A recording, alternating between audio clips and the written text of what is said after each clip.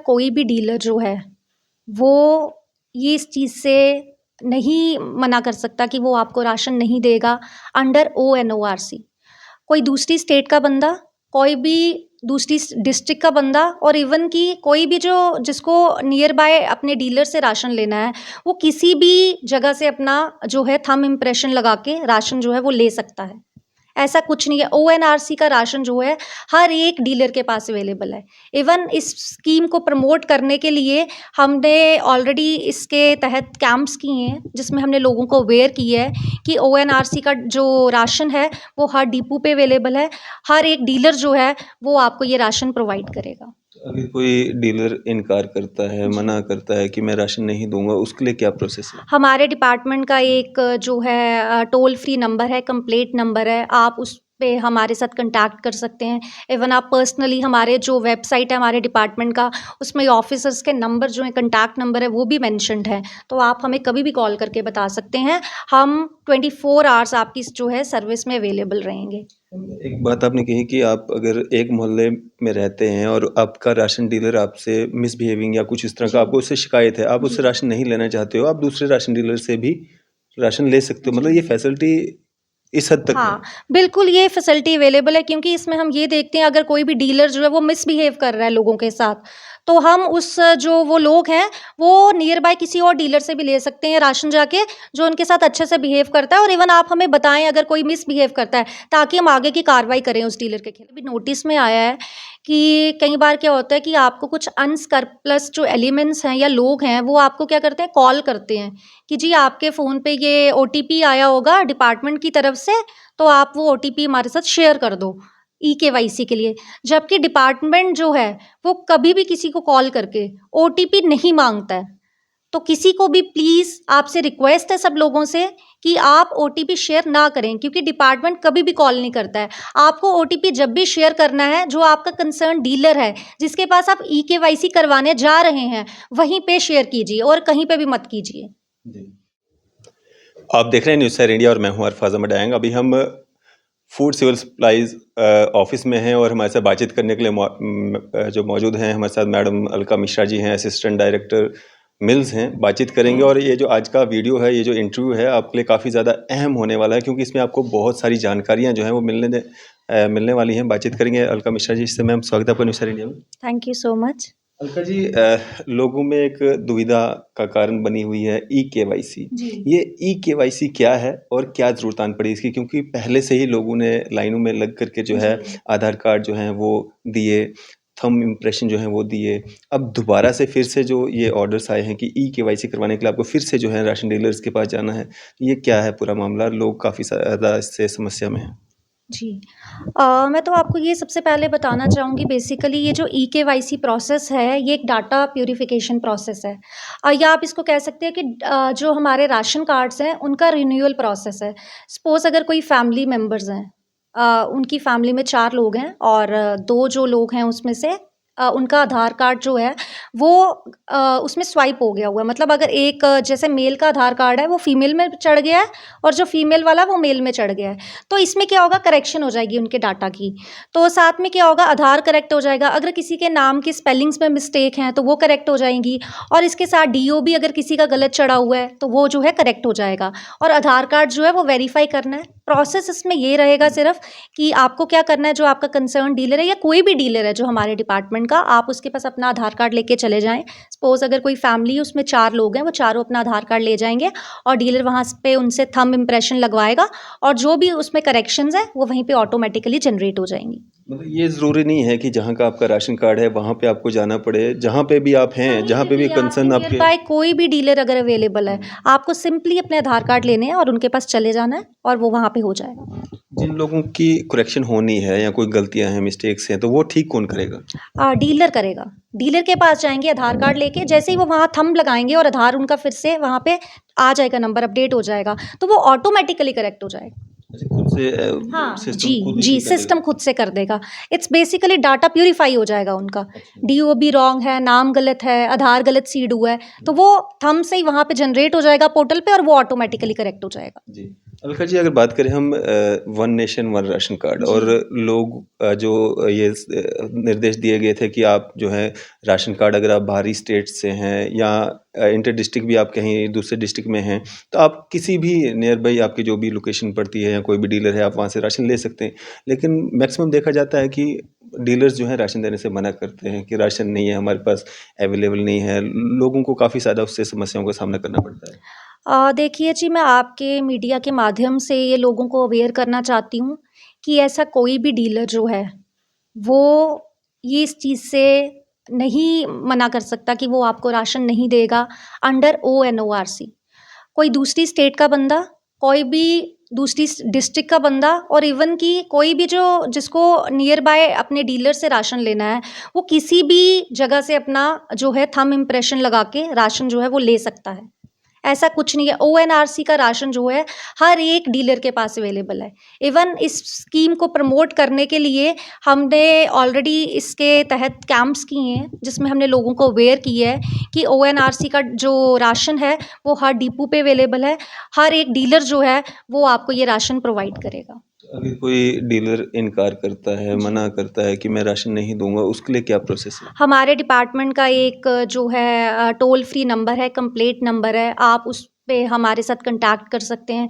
Even आप personally हमारे जो वेबसाइट है हमारे डिपार्टमेंट का, उसमें ऑफ़िसर्स के नंबर जो है, कॉन्टैक्ट नंबर है, वो भी मेंशन्ड है। तो आप हमें कभी भी कॉल करके बता सकते हैं। हम 24 आवर्स आपकी जो है सर्विस में अवेलेबल रहेंगे।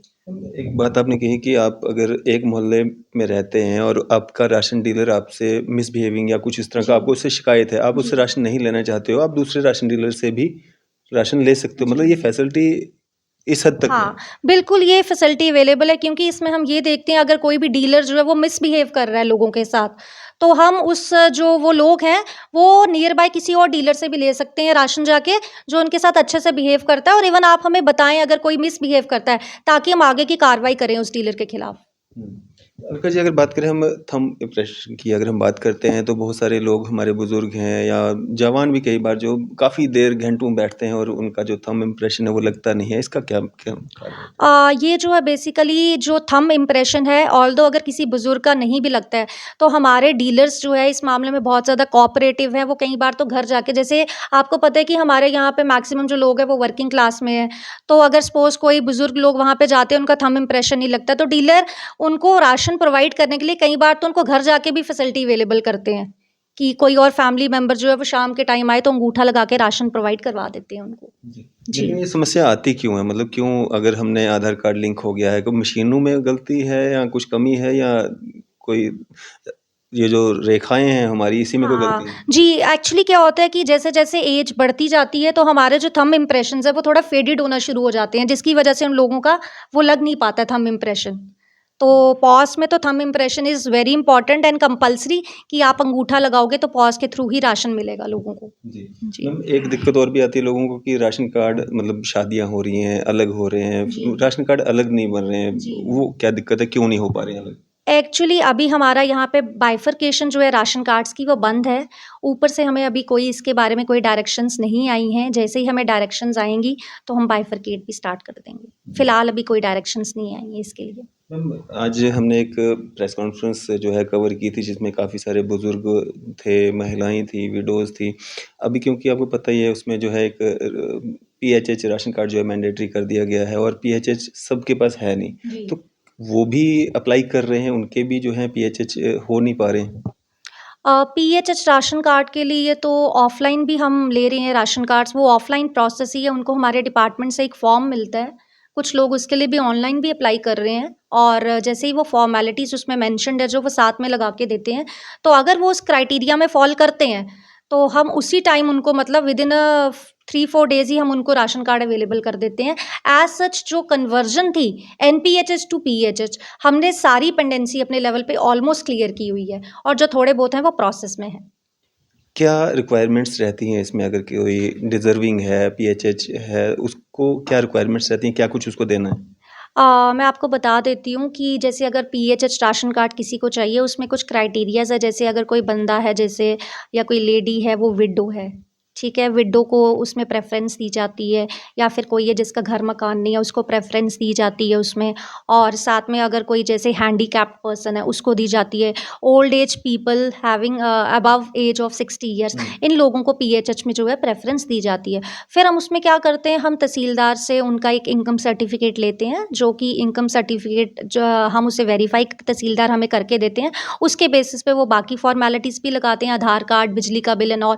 फिर उन सारी फ़ॉर्मेलिटीज़ को हम वेरीफ़ाई करवाते हैं अपने इंस्पेक्टर से। घर जाके वो रिपोर्ट डालते हैं और फिर हम उसको कन्वर्ट करते हैं। कितने दिनों में मतलब ये सब प्रक्रिया जो है या राशन कार्ड जो है उनको मिल जाता है? या विदिन 30 डेज़, हुँ। विदिन 30 डेज़ हम उन्हें प्रोवाइड करते ही करते जी। हैं। जी। तो ये जो राशन की स्केल है मतलब जो लोगों को दी जाती है, जी। क्या रहती है? क्योंकि कुछ लोग ये भी कहते हैं कि हमें राशन जो है प्रॉपर मात्रा में जी। नहीं दी जा रही है। जी, अगर कोई फैमिली है उसमें पर मेंबर जो है वो 5 किलो राशन दिया जाता है, 5 केजीज़, 4 केजीज़ आटा एंड 1 केजी राइस।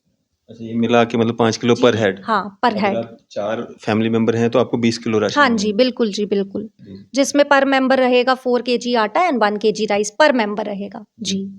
मैम अगर बात करें हम जिस तरह से मील्स की ज़िम्मेवारी आपके पास है, तो क्या कुछ रहता है इसमें मील्स के रिलेटेड? और अगर कभी किसी को कोई दिक्कत आती है, कोई आटा किसी का खराब निकलता है, कोई रेट ज़्यादा लगाता है या कोई कोई भी किसी तरह की कोई मनमानी करता है, तो उसके लिए क्या कुछ करते हैं? क्योंकि मैं आपको देखता रहता हूँ, आप काफ़ी बार मील्स के दौरे करती हैं, वहाँ पे फाइन वगैरह भी करती रहती हैं। मिल्स में एक्चुअली क्या रहता है कि हमें जो व्हीट आती है उसको हम ग्राइंड करवाते हैं और आटा जो है वो हम डिस्ट्रीब्यूट करते हैं यहाँ पे सिटी में। हुँ।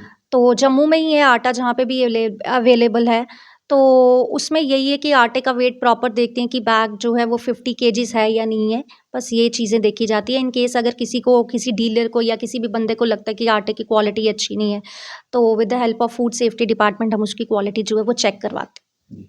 अलका जी, अभी जिस तरह से अलग-अलग जिस तरह से नए-नए डायरेक्शंस आती हैं, उस पे जो है हर विभाग जो अपने-अपने तरीके से जो है उस पे काम करता है। उसी तरह से अगर हम बात करें सीएपीडी की सिविल जो अपना डिपार्टमेंट है इसकी बात करेंगे, तो इसमें भी कई बार क्या फ्रॉड जो क्योंकि बिजली बिल्स का जब आता है तो वहाँ पे भी फ्रॉड देखने को मिलता है। यहाँ पे भी कई बार कहते हैं कि आपका जो है जनरेट हो रहा है, आपका पीएचएच राशन कार्ड बनाएँगे, आपका ये होगा, ओटीपी आ रहा है आपको, आप इसको क्लिक कीजिए। वो इस तरह का जो फ्रॉड्स हैं, इनको रोकने के लिए क्या कर रहे हैं? कुछ शिकायत आपके पास आती है इस तरह की? मैं मीडिया के माध्यम से ये आपको लोगों तक ये बात अपनी पहुँचाना चाहती हूँ कि जैसे कि ये ई-केवाईसी हो रही है, तो हमारे भी नोटिस में आया है कि कई बार क्या होता है कि आपको कुछ अनस्क्रप्लस जो एलिमेंट्स हैं या लोग हैं, वो आपको क्या करते हैं, कॉल करते हैं कि जी आपके फ़ोन पे ये ओटीपी आया होगा डिपार्टमेंट की तरफ से, तो आप वो ओटीपी हमारे साथ शेयर कर दो ई-केवाईसी के लिए।